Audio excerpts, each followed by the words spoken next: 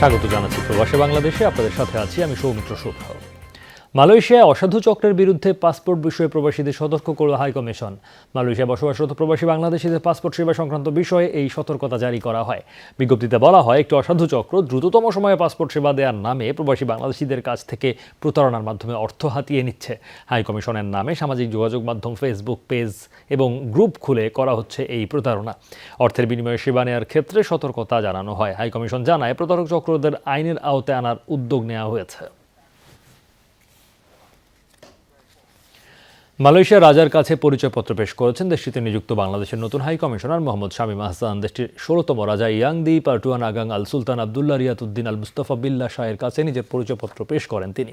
এ সময় তিনি রাষ্ট্রপতি মোহাম্মদ শাহাবুদ্দিন ও প্রধানমন্ত্রী শেখ হাসিনার পক্ষে মালয়েশিয়ার রাজা ও দেশটির জনগণকে শুভেচ্ছা জানান। বাংলাদেশের রাষ্ট্রপতি ও প্রধানমন্ত্রীকে শুভেচ্ছা জানানোর পাশাপাশি বাংলাদেশ ও মালয়েশিয়ার দ্বিপাক্ষিক সম্পর্ক নিয়ে সন্তোষ জানান মালয়েশিয়ার রাজা।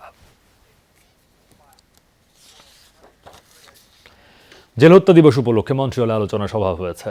কুইবেক আওয়ামী লীগের উদ্যোগে করা হয় আয়োজন। এ সময় 4 জাতীয় নেতার প্রতি গভীর শ্রদ্ধাঞ্জলি জানানো হয়। সভায় সভাপতিত্ব করেন কুইবেক আওয়ামী লীগের সভাপতি মুন্সি বশির। প্রধান অতিথি ছিলেন কানাডা আওয়ামী লীগের সভাপতি গোলাম মুহিবুর রহমান। অন্যান্যদের মধ্যে বক্তব্য রাখেন মতিন মিয়া, সাজ্জাদ হোসেন সুয়েট, মাসুদ সিদ্দিকী, সেলিম জুবেরি, সাজেদা হোসেন, মোহাম্মদ ফায়েক হোসেন সহ কমিউনিটি নেতারা। সঞ্চালনায় ছিলেন মহিনুল ইসলাম।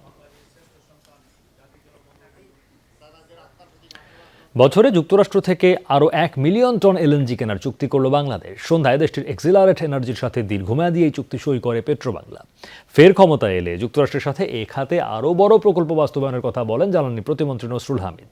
মার্কিন রাষ্ট্রদূত জানান, আগামী 15 বছরে দেশের উন্নয়নে গুরুত্বপূর্ণ ভূমিকা রাখবে তার দেশ। দুষ্কৃতকারীরা দেশের অর্জন ধ্বংসের চেষ্টা করছে অভিযোগ করে জ্বালানি উপদেষ্টা তা প্রতিরোধে মার্কিন ব্যবসায়ীদের এগিয়ে আসার অনুরোধ জানান।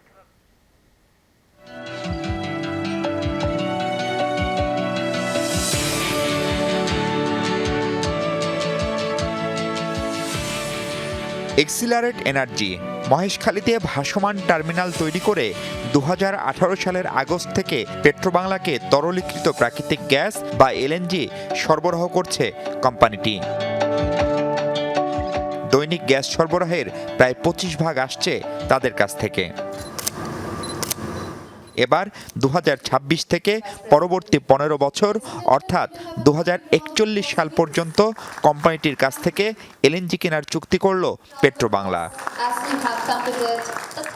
দীর্ঘমেয়াদী এই চুক্তির ফলে বছরে মিলিয়ন টন এলএনজির সরবরাহ নিশ্চিত করল জ্বালানি বিভাগ। যুক্তরাষ্ট্রের প্রত্যাশা, ভবিষ্যতে এমন অংশীদারিত্ব বাড়বে আরও।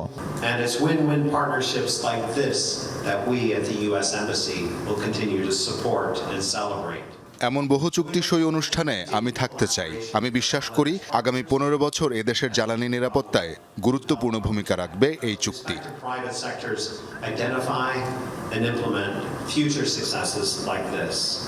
বিদ্যুৎ জ্বালানি খাতের 60% ব্যবসা যুক্তরাষ্ট্র করছে জানিয়ে প্রতিমন্ত্রী বলেন, পুনরায় ক্ষমতায় এলে আরও বড় প্রকল্প বাস্তবায়ন করবে তার দল। মাননীয় প্রধানমন্ত্রী শেখ হাসিনার নেতৃত্বে নির্বাচন, সেই নির্বাচনে যদি আবার জয়লাভ করতে পারেন, তাই আরো বড় বড় প্রকল্প আমরা সমাধান করতে পারবো। আরো বড় কিছু আমরা করতে যাব।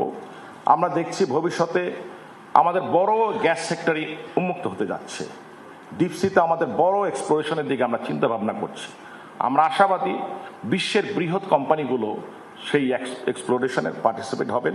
সমকালীন রাজনৈতিক অস্থিরতার কথা উল্লেখ করে অনুষ্ঠানের প্রধান অতিথি দুষ্কৃতিকারীদের দমনে ব্যবসায়ীদের সহযোগিতা চান।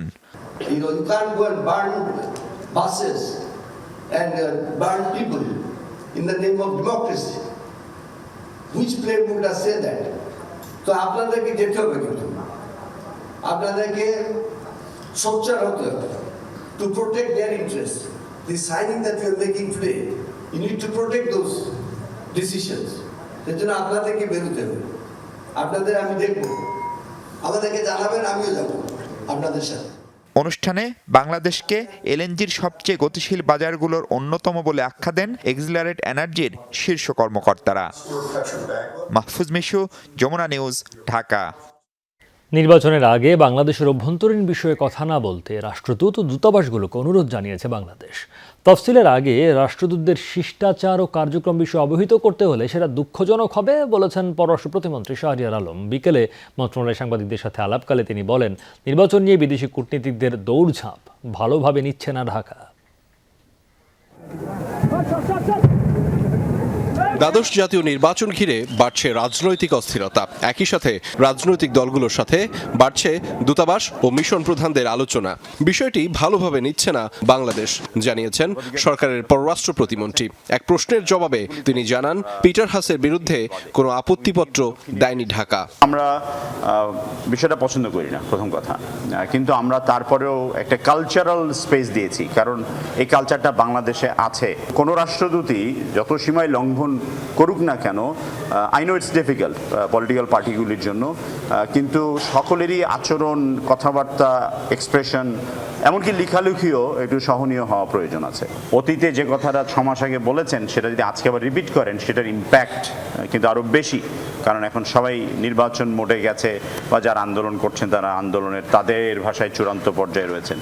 শাহরিয়ার আলম বলেন, বাংলাদেশের প্রধানমন্ত্রীকে নিয়ে টাইম ম্যাগাজিনের প্রতিবেদনের ইতিবাচক অংশকে গুরুত্ব দিচ্ছে ঢাকা। এখানে অনেক টেকঅ্যাওয়ে আছে, আমরা পজিটিভটাতেই দেখব, আর নেগেটিভগুলি তো কন্টিনিউয়াসলি আপনারাও দেখেছেন, আমরা প্রমাণও দিয়েছি দিতে দিতে কিছুটা ক্লান্তিকর, যেটা আপনারা খুঁজে পেতে পারেন, এখনো চেষ্টা করলে পারেন, যে আজকাল পৃথিবীতে অর্থের বিনিময়ে অনেক কিছু করা যায়।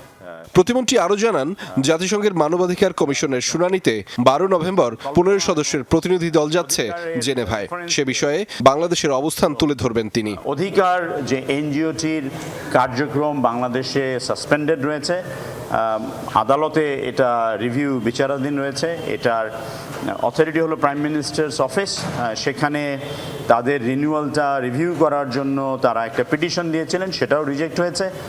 কিন্তু অধিকারকে কোট করে যদি কোনো মানবাধিকার সংস্থায় কোনো প্রশ্ন বা তথ্য উপস্থাপন করা হয়, সেটা আমরা কমপ্লিটলি ডিজোন করব এবং এটার উত্তর দিতে আমরা বাধ্য নই। কিন্তু একই জিনিস, মানে তারা যে একা তা তো নন, অন্যের মাধ্যমে তারা এটা উপস্থাপন করতে পারেন, সেটাকে আমরা ইন গুড স্পিরিট নেব যদি সেটা আমাদের সংবিধানের আলোকে হয়। আহমেদ রেজা, যমুনা নিউজ, ঢাকা। লেবাননে অনুষ্ঠিত হয়েছে প্রতিবাদ সভা। যুবদল লেবানন শাখার উদ্যোগে করা হয় এই আয়োজন। বিএনপি এবং এর অঙ্গ সংগঠনের নেতাকর্মীদের গ্রেফতারের প্রতিবাদে এই সভা হয়। এতে সভাপতিত্ব করেন লেবানন যুবদলের সভাপতি আনোয়ার হোসেন আকন। অনুষ্ঠানটি যৌথভাবে সঞ্চালনা করেন সংগঠনটির সাংগঠনিক সম্পাদক হামিদুর রহমান সাব্বির ও যুগ্ম সাধারণ সম্পাদক পলাশ ব্যাপারী। প্রধান বক্তা হিসেবে ছিলেন সংগঠনটির সিনিয়র সহসভাপতি আসাদুল কবির।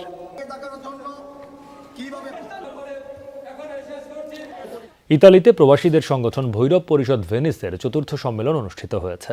সম্মেলনে আগামী 2 বছরের জন্য 111 সদস্য বিশিষ্ট কমিটি গঠন করা হয়। এতে সভাপতি নির্বাচিত হয়েছেন সেলিম জাবেদ, সাধারণ সম্পাদক হিসেবে সেলিম হোসাইন এবং সাংগঠনিক সম্পাদক নির্বাচিত হয়েছেন পিন্টু মাহমুদ।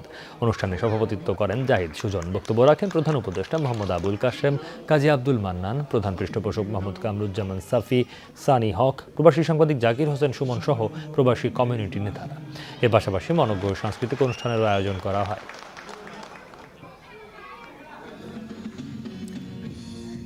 সার্বক্ষণিক পানির গতি প্রকৃতি পর্যবেক্ষণের মাধ্যমে খরা, অতিবৃষ্টি ও বন্যার আগাম তথ্যের মাধ্যমে ক্ষয়ক্ষতির পরিমাণ কমিয়ে আনতে কাজ করছে ব্লু ওয়াটার ইন্টেলিজেন্স। বিশ্বের বেশ কয়েকটি দেশে কাজ করা এই প্রতিষ্ঠান বাংলাদেশেও তাদের কার্যক্রম শুরু করেছে। বুধবার রাজধানীতে এক অনুষ্ঠানে এই তথ্য জানান আন্তর্জাতিক এই প্রতিষ্ঠানটির কর্তা ব্যক্তিরা। মূলত স্যাটেলাইট ভিত্তিক তথ্য উপাত্তকে বিশ্লেষণের মাধ্যমে পর্যবেক্ষণ চালানো হয়। বাংলাদেশে এই পর্যবেক্ষণের ফলাফলে কৃষকরা বেশি উপকৃত হবেন, পাশাপাশি জিডিপিতে এর প্রভাব পড়বে বলেও মনে করেন প্রতিষ্ঠানটির কর্তা ব্যক্তিরা। অনুষ্ঠানে যোগ দিয়ে ফ্রান্সের রাষ্ট্রদূত ম্যারি মাজদুপুই বলেন, এই উদ্যোগের ফলে প্রকৃত চিত্র উঠে আসবে। কিছু তথ্য আগেই জানার কারণে জলবায়ু পরিবর্তনের প্রভাব মোকাবেলার সময় পাওয়া যাবে বলেও জানান তিনি। 8 বছর পর বিশ্বকাপে খেলতে গেলেন এনামুল হক বিজয়। সাকিবের ইনজুরিতে পাওয়া সুযোগটা কাজে লাগাতে চান এই ওপেনার, সেটা হোক ব্যাট হাতে কিংবা একটা ভালো ক্যাচ ধরে। এশিয়া কাপের মতো বিশ্বকাপের এই হঠাৎ পাওয়া সুযোগ অবশ্য অবাক নন বিজয়। দেশ ছাড়ার আগে নিজের লক্ষ্যের কথা জানিয়েছেন তিনি। লম্বা বিশ্বকাপে ইনজুরি সংখ্যা জানা ছিল সবার, তাই তো ব্যাকআপ একটা স্কোয়াড নিয়ে রীতিমতো ক্যাম্প করেছিল বিসিবি। 8 জনের সেই স্কোয়াডে ওপেনার হিসেবে সাইফ হাসান, জাকির হাসানদের রাখা হয়েছিল। তখন বলা হয়েছিল ইনজুরিতে বদলি কাউকে বিশ্বকাপে পাঠাতে হলেই এই 8 জন থেকেই যাবেন। সেখানে ছিলেন না নাইম শেখ কিংবা ইনামুল হক বিজয়। অথচ যখন ইনজুরিতে প্রথমবার বদলি ক্রিকেটার প্রয়োজন হলো, তখন হাওয়া সে বিকল্প স্কোয়াড। ডাকা হলো কিনা ইনামুল বিজয়কে, যাকে রাখাই হয়নি স্কোয়াডে। শুরু থেকেই বিসিবির পরিকল্পনা যে কতটা এলোমেলো ছিল, এটা তারই একটা জ্বলন্ত উদাহরণ। সবাইকে প্রস্তুতির মধ্যে রাখাটা, অনুষ্ঠানে রাখাটাও ইম্পর্টেন্ট। তবে এমন সুযোগ নতুন নয় ইনামুল বিজয়ের কাছে। এর আগেও গিয়েছিলেন এশিয়া কাপে। সাকিবের ইনজুরিতে সুযোগ হলো আরও একটা। উপরওয়ালার ইচ্ছা ছিল, এই জন্য হয়তো যেতে পারছি। বাকিটা তো এসব তো হতে থাকে আর কি, ক্রিকেটারদের সাথে সবসময় সাপোর্ট করছে। তাদের এই দোয়াটার জন্য আমি কাজে রূপান্তরিত করতে পারি, ভালো করতে পারি দলের জন্য, এটাই চাচ্ছি। তারা এভাবে দোয়া করতে থাকুক। আর নিজেকে আমি যতটুকু প্রিপেয়ার করেছি চেষ্টা করব অ্যাপ্লাই করার জন্য। 2015 বিশ্বকাপে স্কটল্যান্ডের বিপক্ষে ম্যাচে চোট পড়ে ছিটকে যেতে হয়। সেটাই ছিল বিজয়ের শেষ বিশ্বকাপ। 8 বছর পর মিলল আরও একটা সুযোগ, সেটাও আবার আরেকজনের ইনজুরিতে। এর মাঝে ঢাকা লিগে 2 মৌসুমে 2000-এর কাছাকাছি রান করেছিলেন। জাতীয় লিগেও খুলনার হয়ে করেছেন সেঞ্চুরি। ওয়ার্ল্ড কাপের মতো একটা আসরে যাওয়াটা আসলে ভাগ্যের বিষয়। তো আমি মনে করি যে লাস্ট ম্যাচ হিসাবেও ওয়ার্ল্ড কাপে যাচ্ছি, এটাই বড় আমার জীবনের জন্য। আমি চাই যতটুকু পারি নিজেকে কন্ট্রিবিউট করার, সেটা একটা ক্যাচ ধরে হোক বা ব্যাটিংয়ের সুযোগ পেলে হোক, দলকে জেতাতে চাই। বিশ্বকাপে টাইগারদের শেষ ম্যাচ শনিবার অস্ট্রেলিয়ার বিপক্ষে। সেখানে একাদশে সুযোগ পেলে কোথায় পাবেন বিজয়? ওপেনার নাকি মিডল অর্ডার? প্রশ্নটা কঠিন হলেও যেখানে সকাল সন্ধ্যার সিদ্ধান্ত পরিবর্তন হয়, সেখানে বিজয়কে খেলানো তো টিম ম্যানেজমেন্টের কাছে এক পলকের সিদ্ধান্ত। অমিত, যমুনা স্পোর্টস, ঢাকা। এই ছিল প্রবাসী বাংলাদেশে। এতক্ষণ সাথে থাকার জন্য ধন্যবাদ।